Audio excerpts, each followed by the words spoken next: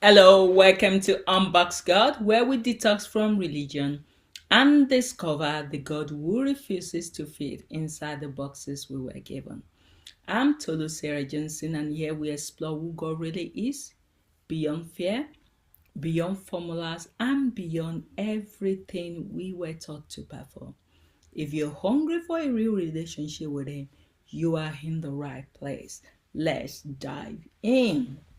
So, this is the fifth parable, yes, in the theme of sacrificing, and this is the parable of the servant duty. So far, we've been on a journey, on an interesting journey. This is going to be the 46th parable. So we've come from all the way from parable 1 till here. But when we look at the theme of sacrificing itself, it's from foundation to decision to heart honesty and now to endurance.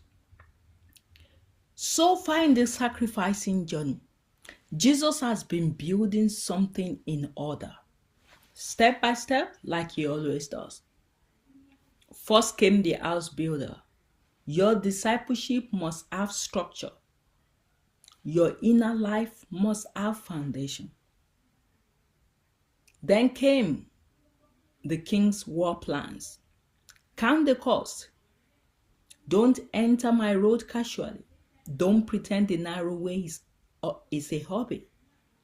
Then came the two sons. Don't confuse mouth obedience with real obedience. Don't let yes, Lord, become your hiding place. And now Jesus takes us to the part people hate.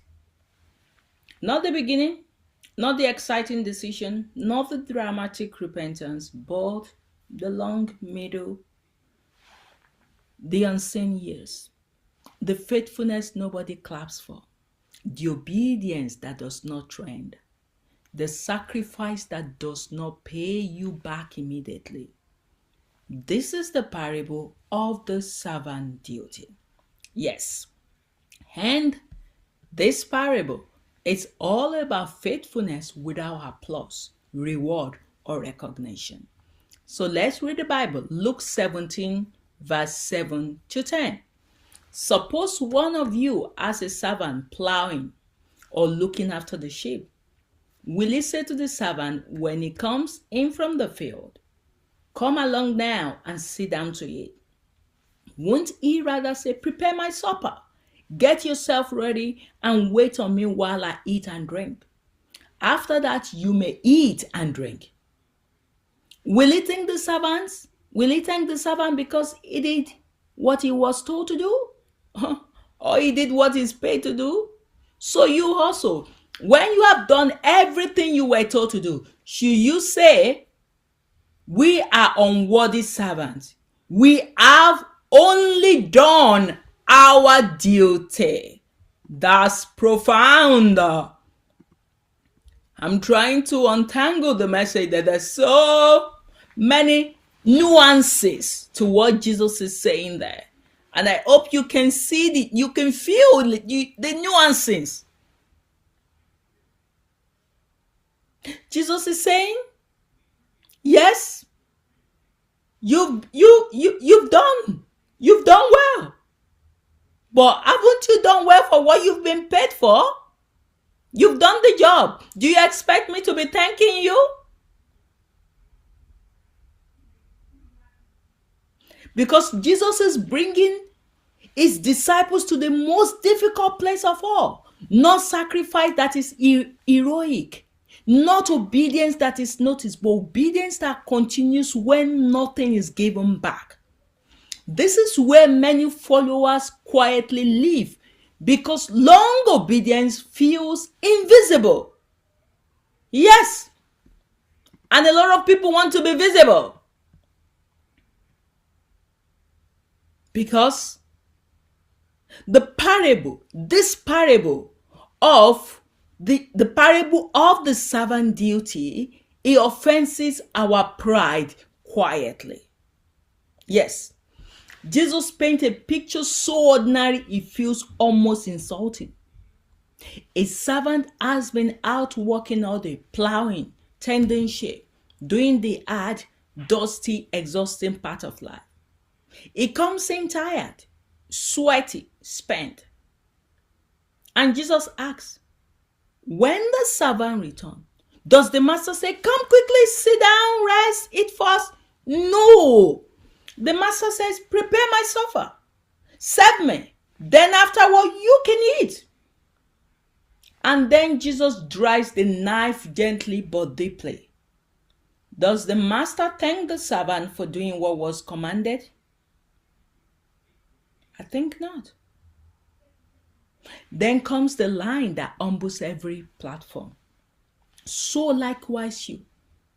Say, we are unprofitable servants. We have done what was our duty to do. Wow. It looks like abuse, but seriously, it is not. This is detox. People misunderstand this parable because they hear it through the ears of their wounded religion. But Jesus is not teaching cruelty. He's healing entitlement. He's breaking the spiritual addiction to being seen. Yes, a lot of us are addicted to being seen. You say, use me, Lord. But you don't want to be used in the quiet. You don't want to be used behind the scene in the secret where no one sees you. Whereas, being unseen is the most beautiful way that you can prove your loyalty to God. Because when you have a platform, it's easier to be faithful. But when no one sees you and you are toiling day and night, will you still be faithful? Will you still be loyal? That was what my husband did, Benjamin, now in heaven. For 40 years of his life, no one knew him, but he was extremely close to God. And there will be so many people like him that no one sees, but they are extremely faithful and they will be rewarded at the right time. But you don't need to yearn for being seen. So far God sees you, that's the most important thing. Because many believers do not serve out of love. They serve out of a hunger to matter. They want applause. They want a title. They want to feel special. They want reward now. And when they don't get it, they get offended. Either at God, at people, or at the whole church. So Jesus gives a parable that detoxes you from the need to be validated. Not because you are worthless, but because pride can destroy even the gifted. And I will tell you, a lot of people, pride has destroyed their ministry. I can tell you that Benny Hinn's ministry has been destroyed by pride. Because he's not willing to bow to God and walk away from his love for money, his love for prosperity. So both having to be wrestling. And of course, it cannot be in both. You can't be close to God and be running after money. You have to pick one, choose one. And of course, he has chosen the prosperity gospel. So, why unprofitable servant is actually freedom? Because that's what Jesus said. But I think the word unprofitable servant is actually freedom for me. Unprofitable doesn't mean you have no value. It means God doesn't owe you. It means anything you are, everything you do, every step you obey, it's already empowered by grace. If God judged us by our sin, we could not stand. We are alive because of mercy, sustained because of the cross, enabled because of the Holy Spirit. So when you obey, you are not earning heaven. You are not buying love, rather. You are not negotiating reward. You are responding to a king who already paid the price to have you. So, this posture is the death of pride. If you can have this posture of unprofitable servant, you're not going to go with your ulterior motive that I deserve your praise, I deserve your thank you. But you look at yourself, you think, oh, of course, Jesus paid the price. Jesus enabled me to have this opportunity to belong with the same family where he belongs. So why do I need to be patted at the back all the time? Good servant.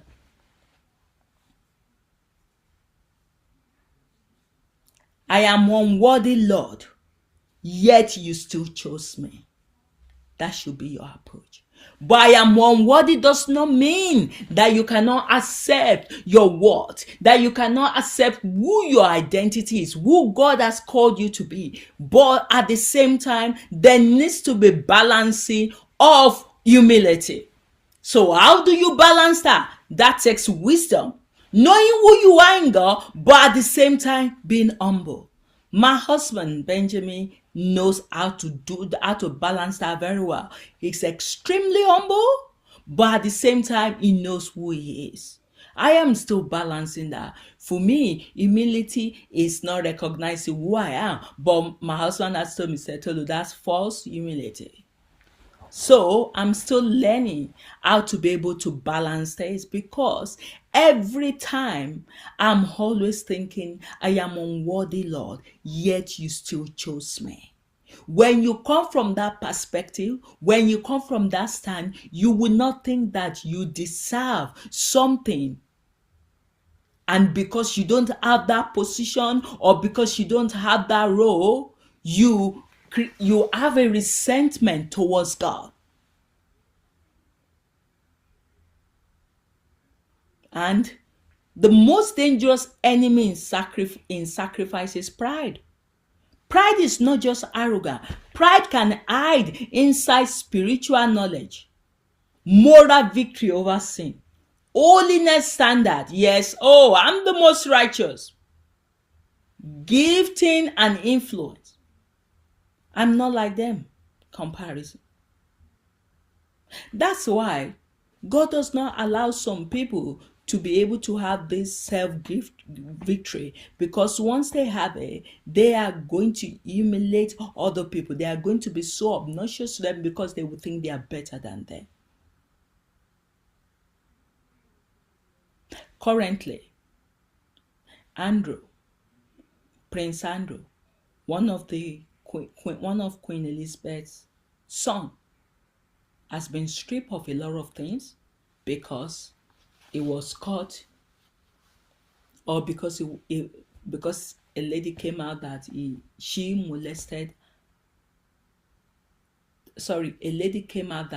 was molested by Prince Andrew, and it's been stripped of everything. But everywhere you turn on the news, they'll say, oh yes, but Andrew is still having a party. But does that mean that he shouldn't have a life anymore because of his past? Why can't we forgive? So men are so prone to pointing fingers.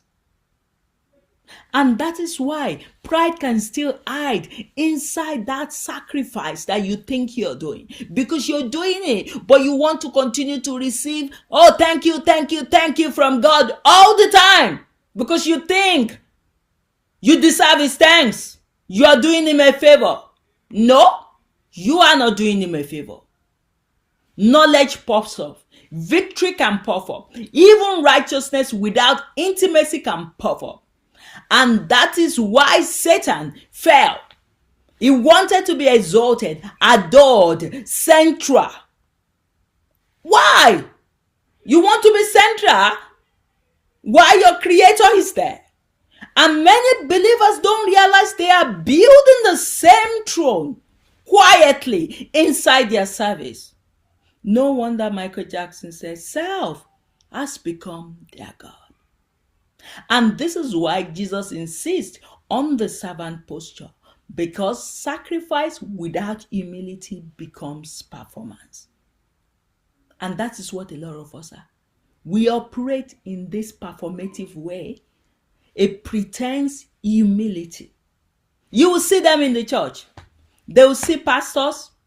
They will kneel down to greet them, give them all the respect.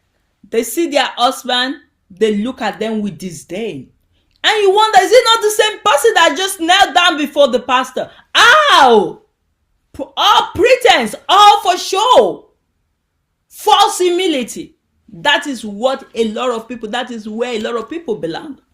And you need to check yourself, because Jesus is speaking to you directly here. For you to be able to grow in the kingdom, you need to humble yourself. Let's look at the modern church trap, serving God without talking to him.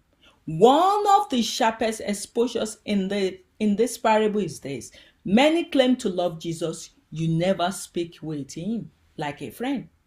They do religion, not relationship. They run ministries. They quote verses. They post sermons. They claim harvest. But they don't converse. They don't listen.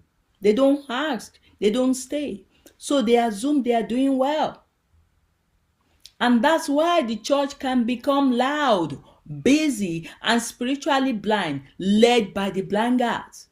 But not because everyone is evil, but because many are disconnected from intimacy. And this parable strips the illusion. Serving is not intimacy. Business is not love. Activity is not obedience. And if you are not intimate with him, how will you even be able to know when he's appreciating you? Even if he wanted to give you the appreciation. So a lot of us, we are asking for a thanks of something that we don't even deserve. We are not even there yet. We don't even know who we are serving. We don't know God. And you want him to lift you up.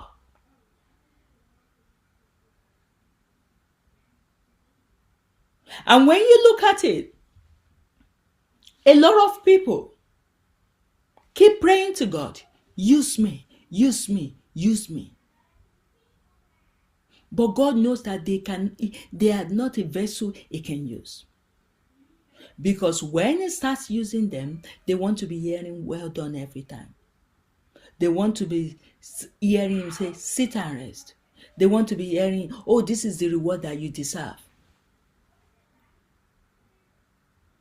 And he confronts that subtle belief that obedience should be rewarded quickly, noticed publicly, or acknowledged emotionally. And Jesus is saying, obedience does not obligate God. Faithfulness does not put heaven in debt. Service is not leverage. The parable strips discipleship of negotiation. Many begin this journey willing to sacrifice. They count the cost. They change their mind and go into the vineyard. They even obey when it's hard. But over time, something creeps in. Expectation. I've done enough. I deserve rest now. Someone should thank me. Why is no one noticing me? And this is where long obedience dies. Because you cannot even continue to be consistent, even in the sacred. And Jesus is telling you, you have only done your duty. And when you have done all you are commanded to do, you should even say, we are unprofitable servants. We have done only what was our duty. And I'll come back to that again because I'm still in awe of that statement. That this is not self-hatred. This is a freedom from ego. The servant is not diminished. The servant is released. Released from striving. Released from comparison. Released from spiritual performance. Are you going to allow yourself to be released? Short obedience can coexist with pride. Long obedience cannot. Because when there is no applause, no visible promotion, no emotional reward, pride starves. And this is why God allows seasons where service feels unseen, not to punish but to purify. And are you going to pass? Are you going to pass that season? Because the deepest sacrifice yet in sacrificing is your surrender. Not giving things, not giving time, but giving up the need to be acknowledged, to serve when no one notices, to obey when nothing changes, to continue when the master is silent. And this is a message for a lot of people in heaven. Continue to serve when no one notices. And for people on earth as well, continue to do, because one day your time is going to be up and God will notice you. And this is where discipleship becomes real. Everyone will have to experience a time of silence, because heaven will test your obedience. Because heaven does not promote charisma first, it promotes faithfulness without reward. Because anyone can serve when praised, few serve when ignored. This parable is not about low worth, it is about correct position. Everything flows from grace. Every act is empowered by God. Every success is his strength at work. So the servant who knows this is impossible to corrupt. Yes, because the quiet glory of the unseen servant, the servant does not stop being human. He still eats, he is still sustained, but he no longer measures his life by affirmation. He measures it by obedience. And that kind of servant, though unnoticed on earth, is deeply known in heaven. And if your life is like that in heaven, you are deeply seen. And God is telling you, just continue to be faithful. Continue on that long obedience. Because the servant doesn't stop serving when the work day ends. They continue. They continue after the field. They continue after the tiredness. They continue after the inconvenience. They continue after they've already done enough.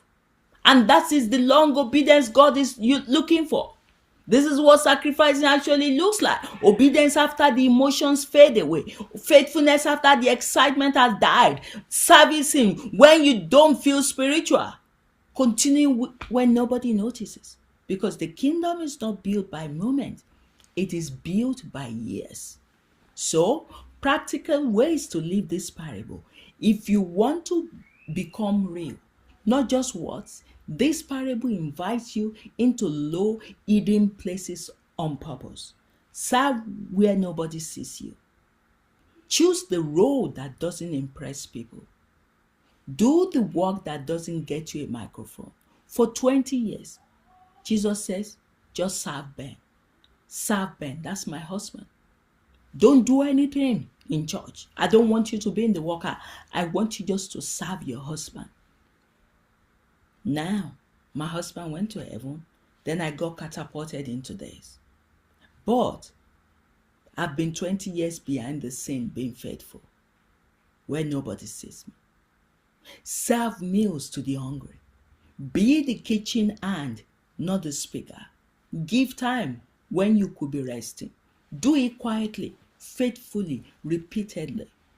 And if you are an executive, a leader, a business owner, this parable becomes even more powerful when you willingly take the lowest posture, not for image, but for humility. So, Jesus is warning us.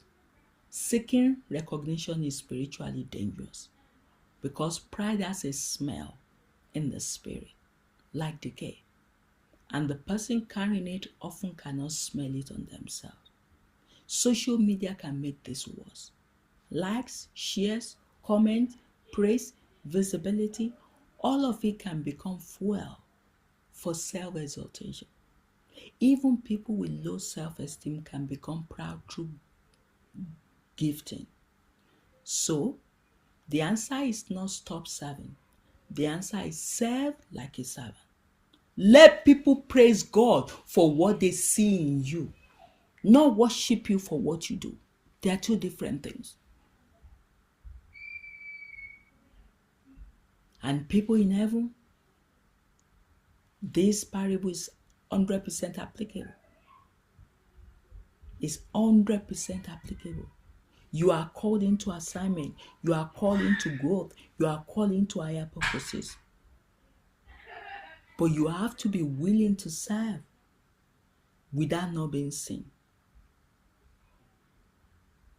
So this parable becomes an invitation. Don't remain complacent.